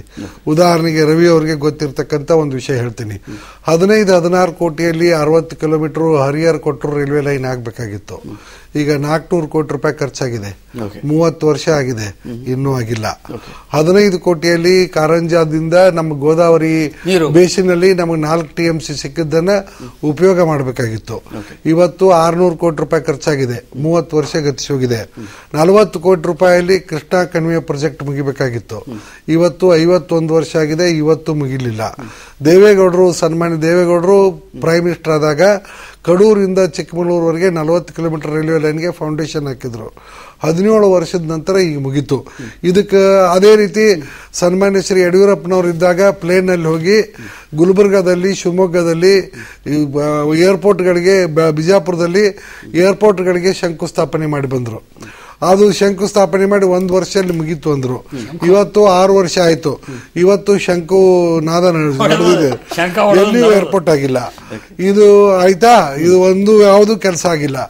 ಅದೇ ಪ್ರಕಾರ ಇವತ್ತು ಸ್ವಾತಂತ್ರ್ಯ ಬಂದು 65 ವರ್ಷ ಆಯಿತು, ಗಣರಾಜ್ಯ ಬಂದು 63 ವರ್ಷ ಆಯಿತು. ಈ 63 ವರ್ಷಗಳಲ್ಲಿ ರಾಜ್ಯದಲ್ಲಿ Hassan Mangaluru railway line, Konkan railway line ಬಿಟ್ರೆ 1 ಇಂಚ್ ರೈಲ್ವೆ ಲೈನ್ ಆಡ್ ಆಗಿಲ್ಲ. 1 ಇಂಚು ರೈಲ್ವೆ ಲೈನ್ ಆಗಿಲ್ಲ. ಇವತ್ತು ಗದಗದಿಂದ ಸೋಲಾಪುರಕ್ಕೆ ಟ್ರೈನ್ ಹೋಗ್ತಕ್ಕಂಥ ಗತಿ 40 ಕಿಲೋಮೀಟರ್. ಇದಕ್ಕೆ ನೀವು ಅಭಿವೃದ್ಧಿ ಅಂತೀರಾ ಅಥವಾ ಏನಂತೀರಾ? ಇವತ್ತು ರಾಜ್ಯದ ಬರ್ತಕ್ಕಂಥ ಆದಾಯ 100 ಕೋಟಿ ರೂಪಾಯಿ ಇದ್ರೆ 75 ಕೋಟಿ ರೂಪಾಯಿ ಸೋರಿ ಹೋಗ್ತಾ ಇದೆ. ರಾಜ್ಯ ಸರ್ಕಾರ ಖರ್ಚು ಮಾಡತಕ್ಕಂಥದ್ದು 100 ಕೋಟಿ ಇದ್ರೆ ಅದರಲ್ಲಿ 75 ಕೋಟಿ ರೂಪಾಯಿ ಸೋರಿ ಹೋಗ್ತಾ ಇದೆ. ಇದಕ್ಕೆ ನೀವು ಆಡಳಿತ ಅಂತೀರಾ? ಈ ತರದ ಅಭಿವೃದ್ಧಿ ನಮ್ಮ ದೇಶವನ್ನು ಉದ್ಧಾರ ಮಾಡಲಿಕ್ಕೆ ಸಾಧ್ಯ ಇದೆಯಾ? ನೀವು ಪರೀಕ್ಷೆ ಮಾಡಿ ನೋಡಿ. ಒಂದು ಅತಿ ಚಿಕ್ಕ ಹಳ್ಳಿಯಲ್ಲಿ ಗುಟ್ಕಾ ಸಿಗ್ತದೆ, ಸ್ಕೂಲ್ ಇರೋದಿಲ್ಲ, ಸರಾಯಿ ಅಂಗಡಿ ಇರ್ತದೆ, ಒಂದು ಆಸ್ಪತ್ರೆ ಇರೋದಿಲ್ಲ.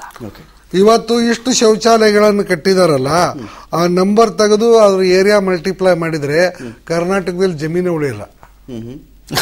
ಅಕಾರ್ಡಿಂಗ್ ಟು ನೀವು ಈಗ ಇಷ್ಟು ಪೀಪಲ್ಸ್ ಹೌಸಿಂಗ್ ಪ್ರೋಗ್ರಾಮ್ ನಲ್ಲಿ 77ನೇ ಇಸ್ವಿಯಿಂದ ಮನೆ ಕಟ್ಟಿದ್ದಾರೆ.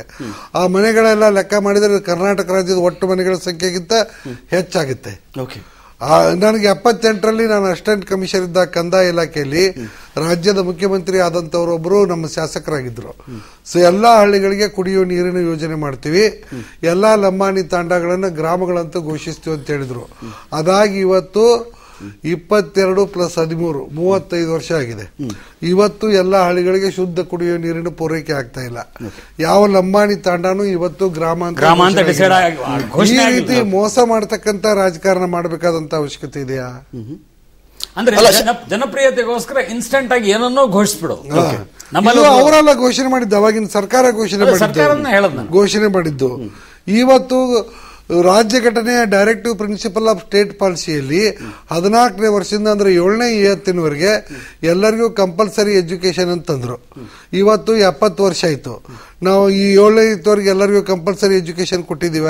ಅಲ್ಲ ಶಂಕರ ಬಿದ್ರಿ ಅವರೇ, ಪ್ರಶ್ನೆ ಏನಂತ ಹೇಳಿದ್ರೆ, ಈಗ ನೀವೇನು ಮಾತನಾಡ್ತಾ ಇದ್ದೀರಿ ನೋಡಿ, ಅಭಿವೃದ್ಧಿ ಆಗಿಲ್ಲ, ಪ್ರಾದೇಶಿಕ ಅಸಮತೋಲನ ಇದೆ, ಹಳ್ಳಿಗೆ ಒಂದ್ ರೀತಿಯಲ್ಲಿ ಮಾಡ್ತಾರೆ, ಉತ್ತರ ಕರ್ನಾಟಕ ಒಂದ್ ರೀತಿ, ದಕ್ಷಿಣ ಕರ್ನಾಟಕ ಒಂದ್ ರೀತಿ, ಬೆಂಗಳೂರು ಒಂದ್ ರೀತಿ ಅಂತೆಲ್ಲ ಹೇಳ್ತಾ ಇದ್ದೀರಿ.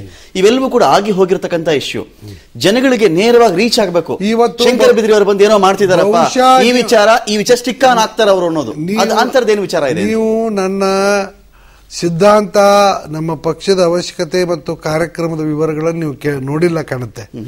ಅದೊಂದು ಬುಕ್ಲೆಟ್ ನಿಮ್ಮ ಇವ್ರ ಕಡೆ ಇದೆ, ಕೆಳಗೆ ಕಾರಲ್ಲಿ ಇದೆ, ಕೊಡ್ತೀನಿ. ನನಗೆ ನಮ್ಮ ಯೋಜನೆಗಳು ಬಾಳ ಇದಾವೆ.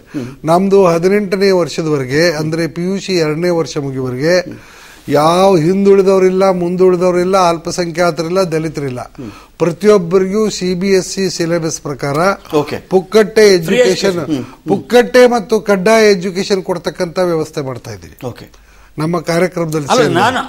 ಮತ್ತು ಈಗಿರ್ತಕ್ಕಂತ ಎಲ್ಲಾ ವಸತಿ ಯೋಜನೆಗಳನ್ನ ಸ್ಕ್ರಾಪ್ ಮಾಡಿ ಒಂದೇ ವಸತಿ ಯೋಜನೆಯನ್ನು ತಂದು, ಸೊ ಇವತ್ತು ರಷ್ಯಾದಲ್ಲಿ ಮಾಡಿದ ಹಾಗೆ ನಾವು ಪ್ರತಿಯೊಂದು ಕುಟುಂಬಕ್ಕೂ RCC ಮನೆಗಳು, ರೀಇನ್ಫೋರ್ಸ್ಡ್ ಸಿಮೆಂಟ್ ಕಾಂಕ್ರೀಟ್, ತಿಳಿತಾ, 2 ಬೆಡ್ರೂಮ್ ಇದ್ದು 2 ಬೆಡ್ರೂಮ್ಗೆ ಬಾತ್ರೂಮ್ ಅಟ್ಯಾಚ್ಡ್, 600 ಸ್ಕ್ವೇರ್ ಫೀಟ್.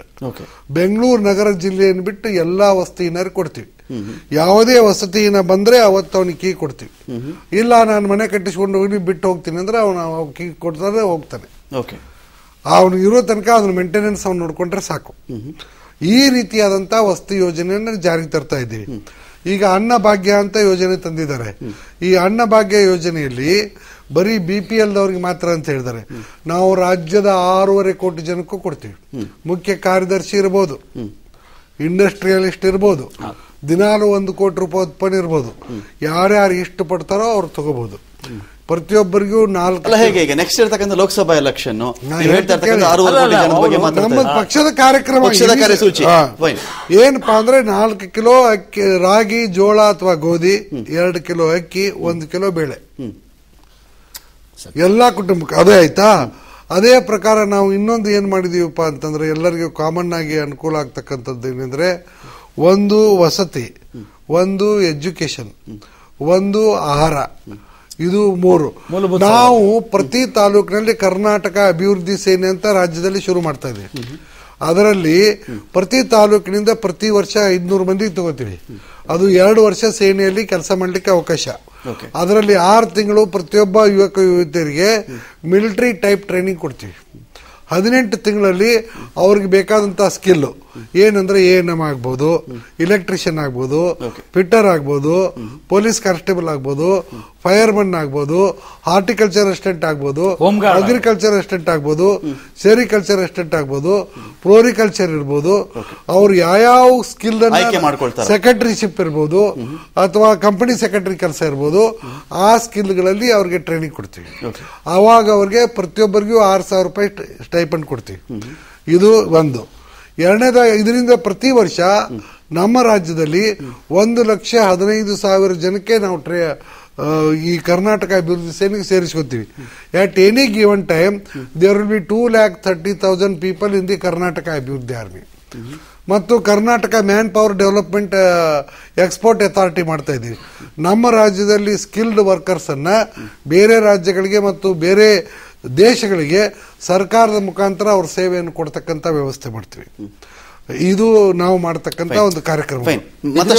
ನಾನು ಒಂದು ಕಿವಿಗೆ ನಿಮ್ಮ ಕಿವಿಗೆ ಹಾಕ್ತೇನೆ ಮಾತು. ಇದು ಎಲ್ರಿಗೂ ಗೊತ್ತಿದೆ, ನಿಮಗೂ ಗೊತ್ತಿದೆ. ಮತ್ತೊಂದು ಇನ್ನೊಂದು ಎಂಪ್ಲಾಯ್ಮೆಂಟ್ ಗ್ಯಾರಂಟಿ ಸ್ಕೀಮ್. ರಾಜ್ಯದಲ್ಲಿರ್ತಕ್ಕಂಥ 18 ವರ್ಷ ಆದಂತ ಯಾವುದೇ ಯುವಕ ಅಥವಾ ಯುವತಿ ಇರ್ಬೋದು, ಇವತ್ತು ಕರಿಯರ್ ಗೈಡೆನ್ಸ್ ಸೆಂಟರ್ ಮಾಡ್ತೀವಿ ಪ್ರತಿ ತಾಲೂಕಲ್ಲಿ. ಅಲ್ಲಿ ಹೋಗಿ ನನಗೆ ಇವತ್ತು ಕೆಲಸ ಬೇಕಂದ್ರೆ 30 ದಿವಸದಲ್ಲಿ ಅವ್ರ ಕ್ವಾಲಿಫಿಕೇಶನ್ ಮತ್ತು ಅವರ ಅರ್ಹತೆ ಸ್ಕಿಲ್ ಅನ್ನು ಗಮನದಲ್ಲಿಟ್ಕೊಂಡು ಅವ್ರಿಗೆ ಕೆಲಸ ಕೊಡ್ತೀವಿ. ಇಲ್ಲದೆ ಇದ್ರೆ 31ನೇ ದಿವಸದಿಂದ ಅವ್ರಿಗೆ ಪ್ರತಿ ತಿಂಗಳು 6,000 ರೂಪಾಯಿ ಅನ್ಎಂಪ್ಲಾಯ್ಮೆಂಟ್ ಭತ್ಯೆ ಕೊಡ್ತೀವಿ. ಎಲ್ಲಿವರೆಗೆ ಅವ್ರಿಗೆ ಕೆಲಸ ಕೊಡೋರಿಗೆ. ಅಲ್ಲಲ್ಲ ಬಿದ್ರಿ ಅವರೇ, ಏನಾಗಿದೆ ನೋಡಿ, ನಾವು ಗಮನಿಸ್ತಾ ಬಂದ್ರೆ ಸಾಂಗ್ಲಿಯಾನ ಮತ್ತೆ ಕೋದಂಡರಾಮಯ್ಯ, ಶ್ರೀನಿವಾಸ್ಲು, ಟಿ ಶ್ರೀನಿವಾಸ್, ಕ್ಯಾಸೆಟ್ ಸೀನಾ ಅಂತಿದ್ರು ವೀರಪ್ಪನ್ ಆಪರೇಷನ್ ನಲ್ಲಿ. ಅವರು ಅವ್ನು ಗೋಪಾಲ್ ಕ್ಯಾಸೆಟ್ ಮಾಡೋದು ಕಳಿಸೋದು, ಅದನ್ನ ಇಸ್ಕೊಂಬರೋದಷ್ಟೇ ಅವ್ರ ಕೆಲಸ. He was legal, I mean home adviser for the CM on home front ಅಂತ ಇದ್ರು. ಇವರೆಲ್ಲರೂ ಕೂಡ ಮಾಸಿ ಮುಸುಳಿಸಿ ಹೋದರು. ಹೌದು. ಮತ್ತು ಎಲ್ಲರೂ ಬೇರೆ ಬೇರೆ ದೊಡ್ಡ ಪರ್ವತಗಳ ನೆರಳಲ್ಲೇ ಇವರಾದರು. ಬಿಜೆಪಿಯಲ್ಲಿ ಆದರೂ, ಕಾಂಗ್ರೆಸ್ನಲ್ಲಾದರೂ, ಜಾತಿಯ ಕಾರಣಗಳಿಗಾದರೂ ಫೇಲ್ ಆದರು. ದುರಂತ ಅಂದರೆ ನಮ್ಮ ಇನ್ನೊಬ್ಬ ಮಿತ್ರರಾದಂಥ ಸುಭಾಷ್ ಭರಣಿ ಅವರು ಇವತ್ತು ಮ್ಯಾಪ್ನಲ್ಲೇ ಕಾಣಿಸ್ತಾ ಇರುವಂಥ ಲೆವೆಲ್ಗೆ ಬಂದರು. ಅವ್ರಿಗೂ ಪಬ್ಲಿಕ್ ಕಾಂಟ್ಯಾಕ್ಟ್ ಇತ್ತು, ಜಾತಿ ಬೆಂಬಲ ಇತ್ತು, and he is a very outspoken man. ಆಗದೆ ಇರಲಿ ಬಿದಿರಿ ಅವರು ಅನ್ನೋದು ನಮ್ಮ ಆಕಾಂಕ್ಷೆ. ಇಷ್ಟೊತ್ತು ತಾವು ತಮ್ಮ ಕನಸುಗಳನ್ನು ಏನು ಹಂಚ್ಕೊಂಡ್ರಿ ನನ್ನ ಜೊತೆಗೆ ಮತ್ತು ವೀಕ್ಷಕರ ಜೊತೆಗೆ, ಅವೆಲ್ಲ ಬಹಳ ಪಾಸಿಟಿವ್ ಆದ ಕನಸುಗಳು.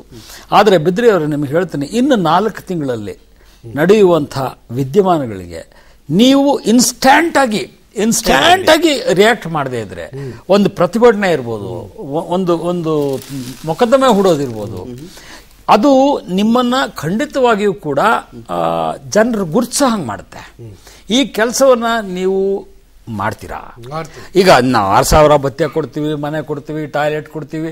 ನೀವು ಒಂದು ಯೂಟ್ಯೂಬಲ್ಲಿ ಸರ್ಚ್ ಮಾಡಿ ನೋಡಿ, ಪಾನಿ ಜಿಂದ ಗಾನಿ ಹೇ ಅಂತ ಹೇಳಿ ನಾನಾ ಪಾಟೇಕರ್ದ ಒಂದು ಡೈಲಾಗ್ ಇದೆ, ವೆರಿ ಬ್ಯೂಟಿಫುಲ್ ಪ್ರೆಸ್ ಕಾನ್ಫರೆನ್ಸ್ ಇದೆ ಆಕ್ಚುಲಿ. ಅದರೊಳಗೆ ಹೇಳ್ತೇನೆ, ಹರ್ ಗಾಂವ್ ಮೇ ಬೋರ್ವೆಲ್ ಹೈ, ಪಾನಿ आंख से उतरा तो आंसू, चेहरे पर चढ़ जाए तो रुबाब बन जाती है, कभी कभी फाइलों में बोरवेल के साथ चोरी हो जाता है ಅಂತ ಹೇಳಿ. It is correct. ಯಾವ ಬೋರ್ವೆಲ್, ನಜೀರ್ ಸಾಬರ್ ಬೋರ್ವೆಲ್ ಕನಸು ನಿರಾಮ ಆಗೋಯ್ತು. ಪ್ರಕಾಶರಿಗೆ ಪಾಪ ಕಕ್ಕಸ್ ಪ್ರಕಾಶ್ ಅಂತ ಬರೆಯೋಕೆ ಶುರು ಮಾಡಿದ್ವಿ, ನಿರ್ಮಲ ಶೌಚಾಲಯದ ಕಾನ್ಸೆಪ್ಟ್. ಆದರೆ ಕೆಲವು ಸಣ್ಣ ಪ್ರಯತ್ನಗಳು ನಂದು ವೈಯಕ್ತಿಕವಾಗಿ ಎಷ್ಟು ಸಕ್ಸಸ್ ಆಗಿವೆ ಅಂತಂದ್ರೆ, ನನ್ನ ಶಾಲೆಯಲ್ಲಿ ಡೊನೇಷನ್ ಇಲ್ಲ, ಜಾತಿ ಇಲ್ಲ, ಅತಿ ಚಿಕ್ಕ ಸಂಖ್ಯೆ 350ರಿಂದ ಶುರುವಾಗಿದ್ದು ಇವತ್ತು 7,600 ಮಕ್ಕಳು ಪ್ರಾರ್ಥನಾ. ನಾನು ಯಾಕೆ ಹೇಳ್ತೀನಿ ಅಂದ್ರೆ, ನಾನು ಸಕ್ಸಸ್ ಆಗಿದ್ದೀನಿ, ಆದ್ರಿಂದ ಇದು ಈ ತರಹದ ಡ್ರೀಮ್ಸ್ ಕೂಡ ಸಕ್ಸಸ್ ಆಗ್ತವೆ ಅನ್ನೋದು. ರವಿ ಬೆಳಗೆರೆ, ನಾನು ನಿಮ್ಮಲ್ಲಿ ಕೇಳ್ತಕ್ಕಂಥದ್ದು, ಈಗ ಶಂಕರ ಬಿದಿರೆ ಅಂತ ಹೇಳಿದ್ರೆ ದಕ್ಷ ಪೊಲೀಸ್ ಅಧಿಕಾರಿ ಅನ್ನೋದು ಕಣ್ಣು ಮುಂದೆ ಬರ್ತಕ್ಕಂಥ ಚಿತ್ರ.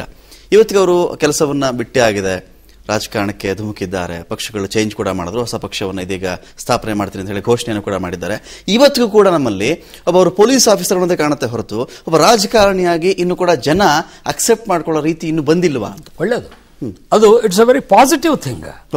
ಅವರು ಪೊಲೀಸ್ ಅಧಿಕಾರಿಯಾಗಿದ್ದಾಗ ರಾಜಕಾರಣಿ ಅಂತೆ ವರ್ತಿಸಲಿಲ್ಲ, ಪೊಲೀಸ್ ಅಧಿಕಾರಿಯಾಗಿದ್ದಾಗ ಡಿಕ್ಟೇಟರ್ ಅಂತೆ ವರ್ತಿಸಲಿಲ್ಲ. ಇವತ್ತು ಇಡೀ ಪೊಲೀಸ್ ಇಲಾಖೆಯಲ್ಲಿ ಏನು ಸ್ಟಾಫ್ ಇದೆ, ಎಷ್ಟು ಸಾವಿರ ಇದೆ ಶಂಕರಣ? ಇಡೀ ಪೊಲೀಸಿಂಗ್ ಇದರಲ್ಲಿ 1 ಲಕ್ಷ ಸಿಬ್ಬಂದಿಯಲ್ಲಿ 10,000 ಜನ ಕೂಡ ಬಿದಿರೆಯವರಿಂದ ನನಗೆ ತೊಂದರೆ ಆಯ್ತು, ಅವರಿಂದ ನೋವಾಯ್ತು, ಅಥವಾ ನೌಕರಿ ಕಳ್ಕೊಂಡೆ ಅಂತ 10,000 ಜನರಲ್ಲಿ ಒಬ್ಬನ ಕಡೆಯಿಂದ ಹೇಳ್ಸ್ಬಿಡ. 10,000 ಜನ ಹೇಳಿ ನೋಡೋಣ, ಒಬ್ಬನ ಹೇಳಿ. Unless he is a criminal hard and criminal caught and ಇದು ಸೆಂಟ್ ಟು ದಿ ಜೈಲ್ ಅಂದ್ರೆ ಯಾರು ಏನು ಮಾಡೋಕ್ಕಾಗೋದಿಲ್ಲ. ಎಷ್ಟು ಸುಮಾರು 42 ವರ್ಷ ತಾವು ಪೊಲೀಸ್, ಟೋಟಲ್ 42 ವರ್ಷದ ಖಾಕಿ ಧಾರಣೆಯಲ್ಲಿ ಒಂದು ದಿವಸಕ್ಕೂ ನಾನು ಅವರೆಲ್ಲ ಆ ಡಿಕ್ಟೇಟರ್ ನಾನು ನೋಡಲಿಲ್ಲ. ಅವರನ್ನ ಸದ್ದಾಂ ಹುಸೇನ್ಗೆ, ಇದಿ ಅಮೀನ್ಗೆ, ಹಿಟ್ಲರ್ಗೆಲ್ಲ ಹೋಲಿಸಿ ಮಾತಾಡಿದ್ದು ಅದು ಅಕ್ಷಮ್ಯ. ಈಗ ಅವರಲ್ಲಿ ನಾನು ಆ ತರಹದ ಹಸಿ ಸುಳ್ಳಿನ ರಾಜಕಾರಣಿಯನ್ನು ನೋಡ್ತಾ ಇಲ್ಲ. That's what I appreciate. ನೇರ ನಡೆನುಡಿ ರಾಜಕಾರಣಕ್ಕೆ ಸ್ವಚ್ಛ ಹಸ್ತರು, ಸ್ವಚ್ಛ ಇತಿಹಾಸ ಇರೋರು, ರಾಜಕಾರಣವನ್ನ ಇನ್ನು ಮೇಲೆ ನನ್ನ ಧರ್ಮ ಅಂತ ಕೊರಳಿಗೆ ತಗಲಾಕೊಳ್ಳುವಂಥವ್ರು ಇವತ್ತು ನಾಡಿನ ಅವಶ್ಯಕತೆ ಆಗಿದೆ. ಓಕೆ, ರಾಜಕಾರಣಕ್ಕೋಸ್ಕರ ನಿಮ್ಮ ವ್ಯಕ್ತಿತ್ವದಲ್ಲಿ ಬದಲಾವಣೆ ಆಗಬಹುದಾಗತ್ತಾ? ಮಾರ್ಪಾಟುಗಳು ಮಾಡ್ಕೊಳ್ತೀರಾ? ರಾಜಕಾರಣಿ ಅಂದ್ರೆ ಹೀಗಿರ್ಬೇಕಪ್ಪ, ನಮ್ಮ ವ್ಯಕ್ತಿತ್ವದ ಅನುಕೂಲತೆ ರಾಜಕಾರಣಕ್ಕಾಗ್ಲಿ ಅಂತ ನಾವು ಬರ್ತಾ ಇದ್ದೀವಿ. ವ್ಯಕ್ತಿತ್ವ ಬದಲಾವಣೆ ಮಾಡ್ಕೊಂಡ್ರೆ ನಮ್ಗೆ ರಾಜಕಾರಣಕ್ಕೆ ಬರ್ಲಿಕ್ಕೆ ಉದ್ದೇಶನೇ ಇಲ್ಲ, ಮತ್ತು ನಾವು ಬರೋದು ತಪ್ಪಾಗತ್ತೆ. ನಾವು ಏನಂದ್ರೆ ಈ ರಾಜಕೀಯ ಶುದ್ಧ ಆಗ್ಬೇಕು, ಈ ರಾಜಕೀಯಕ್ಕೆ ಸಜ್ಜನರು ಬರಬೇಕು, ಈ ರಾಜಕೀಯಕ್ಕೆ ಯಾರು ಸಮಾಜ ಮತ್ತು ಸರ್ಕಾರದಿಂದ ಏನೂ ಪ್ರತಿಫಲ ಅಪೇಕ್ಷೆ ಮಾಡ್ತಾ ಇಲ್ಲ ಅಂಥವ್ರು ಬರಬೇಕು. ಆವಾಗ ಈ ದೇಶಕ್ಕೆ ಒಳ್ಳೆ ಆಡಳಿತ ಕೊಡಕ್ಕೆ ಸಾಧ್ಯ, ಆವಾಗ ಈ ದೇಶದಲ್ಲಿ ಸಾತ್ವಿಕ ಶಕ್ತಿ ಮೆರೀಲಿಕ್ಕೆ ಸಾಧ್ಯ ಅಂತ ನಾವು ರಾಜಕೀಯಕ್ಕೆ ಬಂದಿದ್ದು. ಮತ್ತೆ ನಾವು ಇರ್ತಕ್ಕಂಥ ಗುಣಗಳನ್ನೇ ಬಿಟ್ಟು ಬದಲಾವಣೆ ಆಗುದಾದ್ರೆ ನಾವು ರಾಜಕೀಯಕ್ಕೆ ಬರೋ ಅವಶ್ಯಕತೆನೇ ಇಲ್ಲ. ನಿಮ್ಮ ಪಕ್ಷದ ಅಭ್ಯರ್ಥಿಗಳ ಆಯ್ಕೆಗೆ ಮಾನದಂಡಗಳು ಏನ್ ಇಟ್ಕೊಳ್ತೀರಿ ನೀವು? ನಾವು ಯಾರು ಸಜ್ಜನರಿದ್ದಾರೆ, ಯಾರು ಸಂತೃಪ್ತಿದ್ದಾರೆ, ನಾವು ಜೀವನದಲ್ಲಿ ಸಾಕಷ್ಟು ಸಾಧನೆ ಮಾಡಿದೀವಿ. ಇನ್ನು ಮುಂದೆ ನಮಗೆ ಸಮಾಜದಿಂದ ಏನೂ ಬೇಕಾಗಿಲ್ಲ. ಇನ್ನು ಸಮಾಜ ನಮ್ಮಿಂದ ಸರ್ಕಾರದಿಂದ ನಾವು ಸಾಕಷ್ಟು ಪಡ್ಕೊಂಡಿದೀವಿ. ಇನ್ನು ಮುಂದಿನ ಜೀವಿತಾವಧಿಯನ್ನು ನಾವು ಸಮಾಜದ ಋಣ ತೀರಿಸಲಿಕ್ಕೆ ಉಪಯೋಗ ಮಾಡ್ತೀವಿ ಅಂತಕ್ಕಂಥ ಮನೋಭಾವ ಇದ್ದವರಿಗೆ ನಾವು ಟಿಕೆಟ್ ಕೊಡ್ತೀವಿ. ಬಿದಿರೆಯವರ ಒಂದು ವೈಶಿಷ್ಟ್ಯ ನೀವು ಗಮನಿಸಬೇಕು. ಒಬ್ಬ ಮನುಷ್ಯ ದುಷ್ಟ ತಂದೆ ಆದರೆ ಅಥವಾ ಲಂಚಕೋರನಾದರೆ, ನೀಚನಾದರೆ, ಅದು ಅವ್ರ ಮಕ್ಕಳ ಮೇಲೆ ಪ್ರತಿಫಲಿಸುತ್ತೆ, ಅವರ ವ್ಯಕ್ತಿತ್ವದ ಮೇಲೆ ಪ್ರತಿಫಲಿಸುತ್ತೆ. ವಿಜಯೇಂದ್ರ ಬಿದಿರಿ ಇವ್ರ ಮಗ ತಮಿಳುನಾಡಿನ ಅತ್ಯಂತ ಪ್ರಖ್ಯಾತ ಪೊಲೀಸ್ ಆಫೀಸರ್ಸ್ ಪೈಕಿ ಒಬ್ರು. ತಿರುನಲ್ವೇಲಿ ಅಂತ ಒಂದು ಜಿಲ್ಲೆ ಇದೆ ತಮಿಳುನಾಡಿನಲ್ಲಿ. ಬ್ರಿಟಿಷರು ಬ್ಯಾಸತ್ತು ಅದಕ್ಕೆ ರೆವೆನ್ಯೂ ಮಾರ್ಕಿಂಗ್ ಮಾಡಲಿಲ್ಲ, ಹಂಗೆ ಬಿಟ್ಟು ಹೋಗ್ಬಿಟ್ರು ಅವರು. ಇದ್ಯಾವನ ಆಳ್ತಾನೆ ದರಿದ್ರ ಜಿಲ್ಲೆ ಅದು ಅಂತ ಹೇಳಿ. ಅಷ್ಟು ದೊಡ್ಡ ಜಿಲ್ಲೆ. ಅವರ ಪತ್ನಿ ರೋಹಿಣಿ ಬಿದ್ರಿ, ಆಕೆ DC ಇದ್ದಾರೆ, IAS ಅಧಿಕಾರಿ, ಮಗ IPS ಅಧಿಕಾರಿ. ಅವನು ನನ್ನನ್ನು ಚಿಕ್ಕಪ್ಪ ಅನ್ನೋ ಸ್ಥಾನದಲ್ಲಿ ಇಟ್ಕೊಂಡು ನೋಡ್ತಾನೆ. ಆ ತಾಯಿ ನನಗೆ ಅಡುಗೆ ಮಾಡಿ ಬೆಳೆಸ್ಯಾಳೆ. ಹಾಗೇನೆ ಮಗಳು IAS ಆಫೀಸರ್ ವಿಜಯಲಕ್ಷ್ಮಿ. ಅವನು ನನಗೆ my memory is elephant I cannot go back or it. ಆಕೆ IAS ಅಧಿಕಾರಿ. ಅಳಿಯ ಮಲ್ಲಿಕಾರ್ಜುನ ಪ್ರಸನ್ನ ಅಂತ ಹೇಳಿ ಬಾಂಬೆಯಲ್ಲಿ ಇವತ್ತು ಇಳಿದ್ಬಿಟ್ಟು ಮಲ್ಲಿಕಾರ್ಜುನ ಪ್ರಸನ್ನಾಜಿ ಕೈಸೆ ಹೈ ಅಂತ ಕೇಳಿದ್ರೆ, ಓ ಆದ್ಮಿ ಹೈ ಯಾ ಕೊಯ್ ಫೋರ್ಸ್ ಹೈ ಉಸ್ಕೆ ಸಾಥ್ हमको मालूम नहीं, बहुत बड़ा आदमी ಅಂತ ಹೇಳಿ. ಈಸ್ ಆಲ್ಮೋಸ್ಟ್ DIG ನಾವು DIG. ಇವರನ್ನು ಮೀರಿಸ್ತಾರೆ ಅವರು, ಅಳಿಯ ಮತ್ತು ಮಕ್ಕಳು. ಸಮಾಜದ ಕಡೆಯಿಂದ ಇವ್ರಿಗೆ ಇನ್ನೇನು ಬೇಕಿಲ್ಲ, ಇವ್ರ ಕಡೆಯಿಂದ ಕಾಂಟ್ರಿಬ್ಯೂಷನ್ಸ್ ಮಾತ್ರ ಬೇಕು. ಸಂತೃಪ್ತಿ it should pass on to the society. Okay, ಈಗ ಸಮಾಜ ನಮ್ಮ ಯೋಗ್ಯತೆಗೆ ಮೀರಿ ನಮ್ಮನ್ನ ಸಾಕಿದೆ, ಸಲಹಿದೆ, ಕೊಟ್ಟಿದೆ. ನಾನೇನಿದೆ, ನಾನು ಇವತ್ತೇನಾಗಿದ್ದೀನಿ, ಇದು ಸಮಾಜದಕ್ಕೆ ಕಾರಣ. ನನ್ನ ಪರಿಶ್ರಮ ಇರ್ಬೋದು, ಮತ್ತೊಂದು ಸುಡುಗಾಡಿರ್ಬೋದು. ಆದ್ರೆ ಇನ್ನು ನಮ್ಮ ಜೀವನ, ನನಗೆ 55 ವರ್ಷ, ಇನ್ನು ನಾನು 45 ವರ್ಷ ಬದುಕಕ್ಕೆ ಸಾಧ್ಯ. ದೊರೆಸ್ವಾಮಿ ಅವರು ನೋಡಿ ಎಷ್ಟು ನಿಸ್ವಾರ್ಥವಾಗಿ ಈ ವಯಸ್ಸಿನಲ್ಲಿ ನೀವು ಅಂಥವ್ರನ್ನ ಇಟ್ಕೊಳ್ತೀರಾ. ನಿಮ್ಮ ಜ್ಞಾನ ಕೋಶವನ್ನಾಗಿ ಸಲಹೆಗಳನ್ನ. ಸಂತೋಷ. ಆಮೇಲೆ ಒಂದು ಆಪಾದನೆ ಇದೆ, ಅವರು ಸಂತೋಷ್ ಹೆಗಡೆ ಅವ್ರು ಇರ್ಬೋದು, ಅಂತವ್ರ ಮಾತುಗಳನ್ನು ಕೇಳಿ. ಹಿರೇಮಠರು ಹಿರೇಮಠರು ಕೂಡ ಅವರು ಒಳ್ಳೆಯವರು. ಹಿರೇಮಠರು ನಿಮ್ಮನ್ನು ಮಾತು ಕೇಳ್ತೀನಿ, ನಿಮ್ಮ ಬಗ್ಗೆ ಒಂದು ಆಪಾದನೆ ಇದೆ, ತಕರಾರಿದೆ. ಆಪಾದನೆ ಅನ್ನೋದಕ್ಕಿಂತ ನೀವು ಸ್ವಲ್ಪ ಮಠಿಸ್ಟ್ ಅಂತ, ಮಠಿಸ್ಟ್, ಲೆಫ್ಟಿಸ್ಟು ರೈಟಿಸ್ಟು ಇದ್ದಂಗೆ ಮಠಪರ. ನಮ್ಮ ಮನೆಯಲ್ಲಿ ಏನಂದ್ರೆ, ನಾನು ಚಿಕ್ಕವನಿದ್ದಾಗಿಂದಲೂ ಒಂದು ಪರಂಪರೆ, ಧಾರ್ಮಿಕ ಪರಂಪರೆ ಇದೆ. ನಾವು ಮೊದಲಿಂದ ಎಲ್ಲಾ ಕಡೆ ನಡ್ಕೊಳ್ತೀವಿ. ಬರೀ ಲಿಂಗಾಯತ್ ಮಠಗಳಂತಲ್ಲ, ಎಲ್ಲಾ ಬ್ರಾಹ್ಮಣ ಮಠಗಳು. ಈಗ ಬೆಂಗಳೂರಲ್ಲಿ ಶಿವರಾತ್ರಿ ಉತ್ಸವ ಆಗುತ್ತೆ, ಶಂಕರ್ ಮಠ ಇದೆ ಶಂಕರ್ಪುರಂನಲ್ಲಿ. 5 ವರ್ಷದಿಂದ ನಾನೇ ಅದಕ್ಕೆ ಅಧ್ಯಕ್ಷ. ಓಕೆ, ಗುರುಗಳು ಆದೇಶ. ಯಡಿಯೂರಪ್ಪನವ್ರನ್ನ ಬಿಟ್ರೆ ರಾಜ್ಯದಲ್ಲಿ ಮಠಗಳಿಗೆ ಅಷ್ಟು ಆತ್ಮೀಯರಾಗಿರೋರು, ಅದರಲ್ಲೂ ಎಲ್ಲಾ ಜಾತಿಯ ಮಠಗಳು. ಈ ಪೇಜಾವರ ಸ್ವಾಮಿಗಳು ಅಷ್ಟೇ ನನ್ನ ಮೇಲೆ ಪ್ರೀತಿ, ಈ ಶಂಕರ ಮಠದವರು ಅಷ್ಟೇ, ಶೃಂಗೇರಿ ಸ್ವಾಮಿಗಳು. ಈ ಶೃಂಗೇರಿ ಮಠಕ್ಕೆ 5 ವರ್ಷದಿಂದ ಶಿವರಾತ್ರಿ ಸಮಿತಿಗೆ ನಾನೇ ಅಧ್ಯಕ್ಷ. ಓಕೆ, ಇಲ್ಲ ಅವರು ನಾನು ಅದು ಯಾಕೆ ಕೇಳ್ತಾ ಇದ್ದೀನಿ ಅಂದ್ರೆ, ಯಡಿಯೂರಪ್ಪನವರು ತಮ್ಮ ಇದು ಅಧಿಕಾರ ಅವಧಿಯಲ್ಲಿ ಮಠಗಳಿಗೆ ಸರ್ಕಾರದ ಕಡೆಯಿಂದ ಎಷ್ಟೆಷ್ಟು ಕೊಟ್ಟರು ಅಂತ ಹೇಳಿ ಲೆಕ್ಕ ಹಾಕಿಸಿದೆ ನಾನು. It runs into crores and no development, ಏನಾಗಿಲ್ಲ, ಏನು ಇಂಪ್ಯಾಕ್ಟ್ ಆಗಲಿಲ್ಲ. ಚುನಾವಣೆಯಲ್ಲಿ ಎಲ್ಲಾ ಮಠಾಧೀಶರು ಆಶೀರ್ವಾದ ಮಾಡಿದ್ರು ಕೂಡ ನೋಡಿ, ಮಠಗಳು ಯಾವುದೇ ಸರ್ಕಾರದ ಮೇಲೆ ಅವಲಂಬನೆ ಆಗಿಲ್ಲ. ಶತಮಾನಗಳಿಂದ, ಸಾವಿರಾರು ವರ್ಷಗಳಿಂದ ಮಠಗಳಿಂದ ಗುರುಮನೆ, ಜನರು ಅದನ್ನು ಸಾಕೊಂಡು ಬಂದಿದ್ದಾರೆ. ಭಕ್ತ ವರ್ಗ ಇದೆ. ಸರ್ಕಾರದವ್ರು ಏನೋ ಕೊಟ್ಟರೆ ಅಲ್ಲೇನೋ ಒಂದು ಫೆಸಿಲಿಟಿ ಮಾಡಕ್ಕೆ, ಒಂದು ಹಾಸ್ಟೆಲ್ ಕಟ್ಟಕ್ಕೋ ಅಥವಾ ಯಾವ್ದಾದ್ರು ಒಂದು ಯಾತ್ರಿ ನಿವಾಸ ಕಟ್ಟಕ್ಕೋ ಕೊಟ್ಟಿರ್ಬೇಕೆ ಹೊರತು ಸರ್ಕಾರದ ಮೇಲೆ ಅವಲಂಬನೆ ಮಾಡಿ ಮಠಗಳು ನಡಿಬೇಕಾದಂತ ಅವಶ್ಯಕತೆ ಇಲ್ಲ. ಇಂಥ ಸರ್ಕಾರಗಳು ಬರ್ತವೆ ಹೋಗ್ತವೆ, ಆದ್ರೆ ಮಠ ಶಾಶ್ವತವಾಗಿ ಇರ್ತದೆ. ಆದ್ರೆ ನಮಗೆ ಭಕ್ತಿ ಇದ್ದದ್ರಿಂದ ನಾವು ಮಠಗಳಿಗೆ ವಿಧೇಯತೆಯಿಂದ ನಡ್ಕೊಳ್ತಾ ಇದ್ದೀವಿ. ಆದ್ರೆ ಕಡೆಯದಾಗಿ ಚಿಕ್ಕದಾಗಿ ಕೇಳಕ್ಕೆ ಏನ್ ಕೇಳಲಿಕ್ಕೆ ಇಷ್ಟಪಡ್ತೀರಿ ಶಂಕರ ಬಿದಿರಿ ಅವರಲ್ಲಿ ನೀವು ಅಂತ? ಏನು ಕೇಳಲಿಕ್ಕೆ ಅನ್ನೋದಕ್ಕಿಂತ ಅವ್ರಿಗೊಂದು ಸಲಹೆ ಕೊಡಕ್ಕೆ ಇಷ್ಟಪಡ್ತೇನೆ. Keep all the doors and windows of your house, your mental house, always open for everything. Anything comes, the light, the wind, the breeze, ಸುಂಟ್ರಗಾಳಿ ಬಿರುಗಾಳಿ ಬಂದರೂ ಸರಿಯೇ, ಓಪನ್ ಇಟ್ಕೊಂಡ್ರೆ ಮಾತ್ರ ಅವರು ಯಶಸ್ವಿ ರಾಜಕಾರಣಿ ಆಗ್ತಾರೆ. ನನಗೆ ಒಂದು ದಿವಸ ಒಬ್ಬ ದಕ್ಷ ಮುಖ್ಯಮಂತ್ರಿಯನ್ನು ನೋಡಬೇಕಾಗಿದೆ.